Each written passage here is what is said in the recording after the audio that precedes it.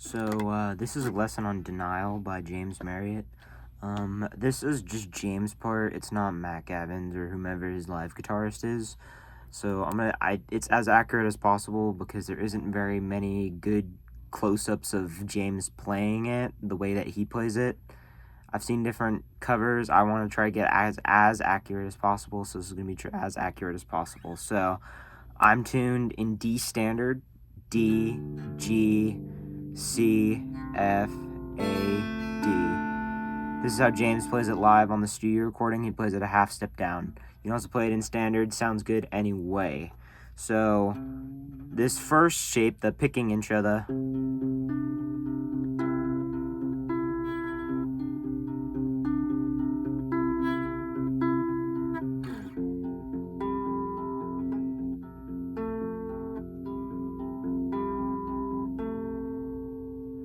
so that picking part, it's kind of like a G shape. So you put your finger on the 10th fret of the E string, and you put your other finger, your index, on the 9th of the G. So you get this sound. And then for the picking part, it's thick string, D string, and then G string.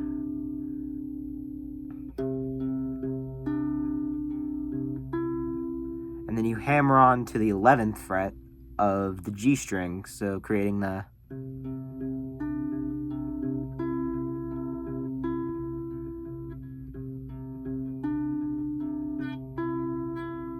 so that's the first one, and then you just move it down to the 3rd and the 2nd fret.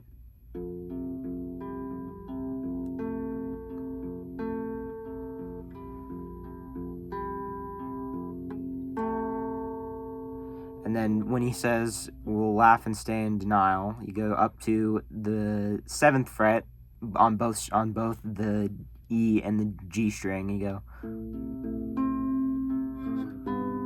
and then you just go to 5, 6, and then you pluck both strings. And then he stops for a second, and this was what took me a little while to figure out, but how James plays it is basically he bars with his thumb.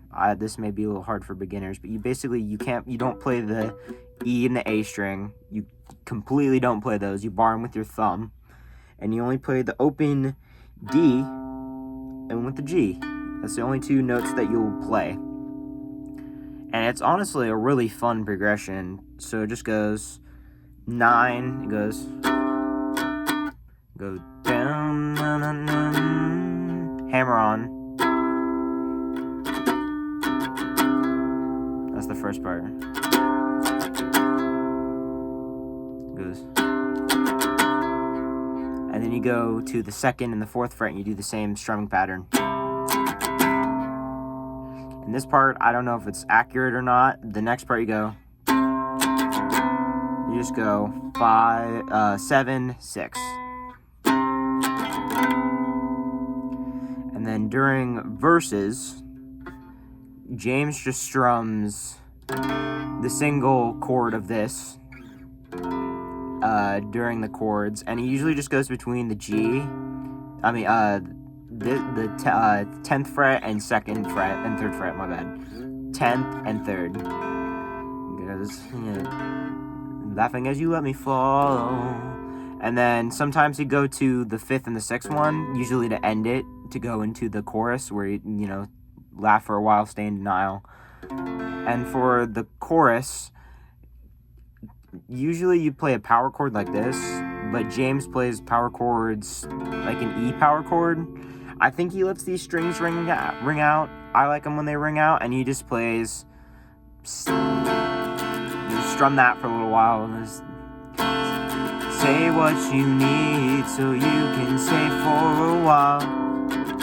And he just does the first part of the.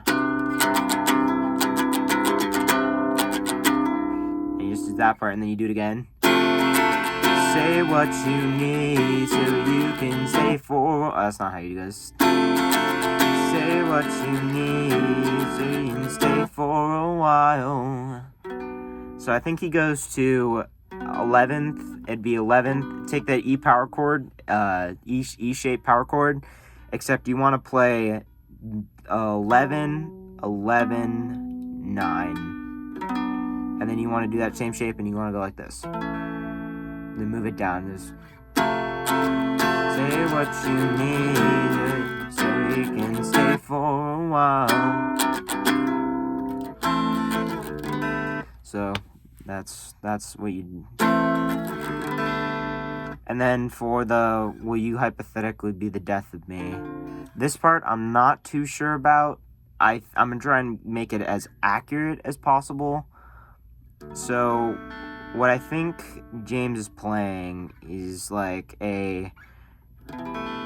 this shape, a second on the 4th fret power chord, and he goes back up to this one again.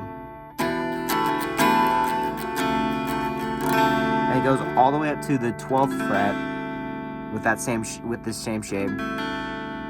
And then he goes to this shape. And then he moves his finger down 1 fret. And then he goes back to this shape. And then he goes back up again. And then he goes back down here, I think. And he strums this for a little while, and then it does that's the part where he goes, oh.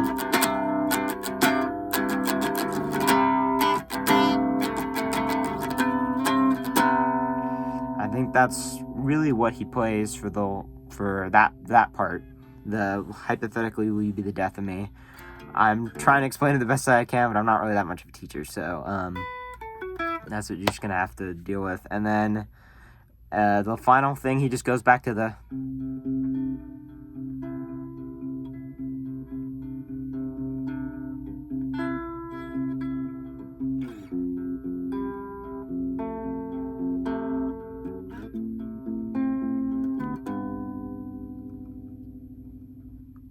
So yeah, I hope that helps.